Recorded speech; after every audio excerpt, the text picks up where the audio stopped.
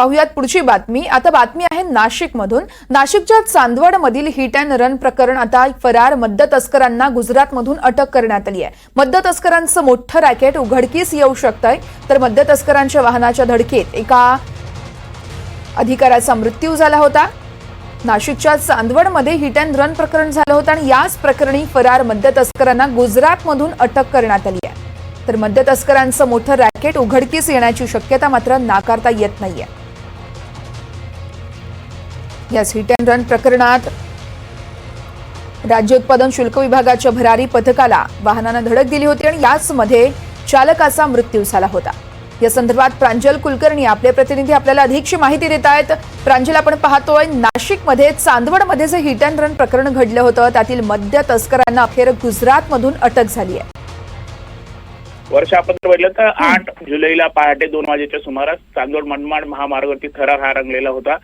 यामध्ये विशेष म्हणजे मद्य तस्करांच्या क्रेटा कारने दिलेल्या धडकेत शासकीय वाहनातील राज्य उत्पादन शुल्क विभागाचे जवान कैलास कसबे यांचा मृत्यू हा झालेला होता। विशेष म्हणजे 2 दिवस उलटून देखील आरोपींचा शोध हा लागत नव्हता। सीसीटीव्ही फुटेज हाती आले होते, गाडीचा नंबर देखील मिळालेला होता।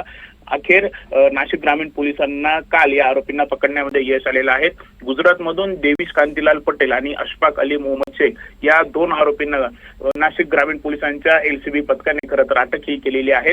त्यांना आता नाशिकला घेऊन येत आहेत। विशेष म्हणजे या प्रकरणात आपण जर बघितलं तर मद्य तस्करीचं एक मोठं रॅकेटच खरं तर उघडकीस येण्याची शक्यता आहे। नाशिक, गुजरात यासह इतर राज्यांमध्ये हे मद्य तस्कर जे आहेत ते मद्याची तस्करी करता असा संशय ग्रामीण पोलिसांना आहे।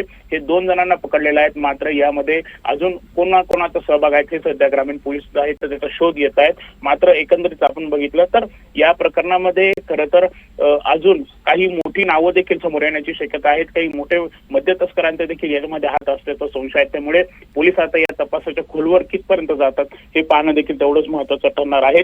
नाशिक ग्रामीण पोलीस अधीक्षक असतील, यासोबतच नाशिक परिक्षेत्राचे निरीक्षक असतील, महानिरीक्षक, त्यांच्या मार्गदर्शनाखाली खरं तर हा सर्व तपास जो आहे तो सध्या केला जातोय।